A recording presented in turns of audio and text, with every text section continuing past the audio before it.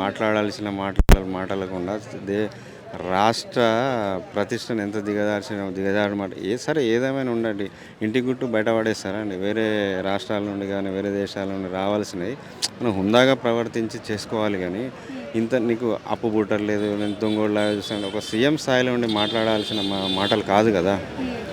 సరే లేకపోనే అండి ఉన్నట్టు ఫీల్ అయ్యి ఒక సీఎం ఒక లేకున్నా కూడా ప్రజలకు ధైర్యాన్ని ఇచ్చే మాటలు మాట్లాడాలి.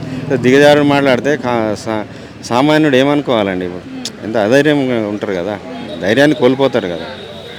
ఇప్పుడు కేసీఆర్ ఏం చేసిండు, అది చేసిండు, ఇది చేసిండు, కొంచెం ధైర్యంగా అయితే ఉండే కదా, హుందాగా ఉండే కదా. ఒక సీఎం స్థాయిలో ఉన్న వ్యక్తి ఎంత హుందాగా ఉండాలి. ఒక కామన్ మ్యాన్ కంటే హీనంగా మాట్లాడడం అనేది కరెక్ట్ కాదు.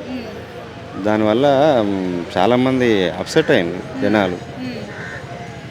అంటే మరి పథకాల అమలు ఏ విధంగా పథకాలు అమలు సరే ఇప్పుడు ఉన్నది కొంత బడ్జెట్ ఉంది, బడ్జెట్ లేదు అని చెప్పి చేస్తున్నాం. అన్ని హామీలు ఇవ్వాల్సింది కాదు, ఇస్తే దాన్ని ఇంప్లిమెంట్ చేయాలి. మరి అదంతా ఇక్కడ లంక బిందెలు ఉన్నాయని మొత్తం గుట్టలు ఉన్నాయని చెప్పి ఏమైనా వచ్చిందా? అది లేదని తెలుసు కదా. ఇప్పుడు 10 సంవత్సరాల నుండి ఒక సీఎం అవుతా అనుకున్న మనిషివి అప్పుడు చేసిండు. ఎంత ఉన్నది అమౌంట్, ఎంత బడ్జెట్ ఉన్నది, నేను ఇవి చేయగలుగుతానా లేదా అనేది తెలుసుకోవాలి. కేసీఆర్ ఓడిపోవడానికి కారణం ఏమై ఉండొచ్చు? కేసీఆర్ ఓడిపోవడానికి ఏం లేవండి. అడగక ముందు అన్ని రకాలుగా ఇస్తే కూడా దానికి విలువ ఉండదు. అందరికీ అన్ని ఇచ్చేసరికి ఏమో తింటుండే, ఏమో అద్భుతం జరిగిపోతుంది, అన్నీ రాష్ట్రాన్ని అంతా దోచుకొని తింటున్నాడు అనే భావనలో ప్రజలను ఈ ఎదుటి వాళ్ళు అట్లా క్రియేట్ చేసిండు. అట్లా చేసి దాన్ని రాంగ్ అంటే తప్పుడు ప్రచారం ద్వారా చేసిండు. కేసీఆర్ ఏం చేయకుండా లేడు. ఇప్పుడు వచ్చిన అదే రేవంత్ రెడ్డి చేయాలి కదా, ఏం చేయట్లేదు కదా. కేసీఆర్ కంటే ఎక్కువైతే ఏం చేయట్లేదు కదా. సరే కేసీఆర్ ఏం చేసిండు, ఎట్లా చేసినా ప్రజలనైతే ఈ రకంగా అభాస్పాలు చేసే విధంగా అయితే లేకుండే.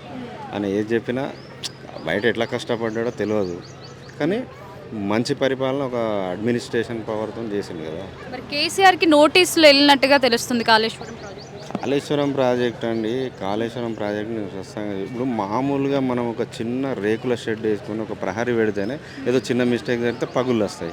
నువ్వు ఇప్పుడు ఈ 2 సంవత్సరాలు వచ్చిన కాడికి 2 వర్షాకాలంలో వాటర్ అయితే ఆపలేదు కదా. వాటర్ ఆపుతుంది పోతుందా లేదా, దాన్ని రిపేర్ చేసి ఆపే విధంగా ఉండాలి. కానీ ఆపకుండానే దాన్ని ఏం చేయకుండా పోతుంది చేస్తుంది అని అంటే దాని మీదకి వెళ్ళి చాలాసార్లు మేము వెళ్ళొచ్చినాం, చూసినాం. జస్ట్ ఒక కాడ ఏదో కొంచెం కుంగిపోయినట్టు జస్ట్ అయింది, దాన్ని రిపేర్ చేయించాలి. కానీ దాన్ని చేయించకుండా నీళ్ళు ఆపి ఎడార్లుగా మారిపోయినాయి. ఒకప్పుడు ఎంత సముద్రాన్ని తలపించేలాగా ఉండేది, గ్రౌండ్ వాటర్ పెరిగింది. దానివల్ల లేదు. ఇప్పుడు ఏంటి అంటే ఒక కక్ష సాధింపు చర్యగా చేసినట్టుగా అనిపిస్తుంది. అట్లా చేయొద్దు కదా. ప్రజాధనం అంతా ఊరికే వృధా అయిపోదండి. మరి ఈ విధంగా చూసుకుంటే నెక్స్ట్ ఎలక్షన్స్లో కేసీఆర్ వచ్చే ఛాన్సెస్ ఉన్నాయా, లేకపోతే రేవంత్ రెడ్డి? ఇప్పటికిప్పుడు ఎలక్షన్ అయితే బంపర్ మెజార్టీతో కేసీఆర్ సీఎం అయ్యే అవకాశాలు ఉండేవి.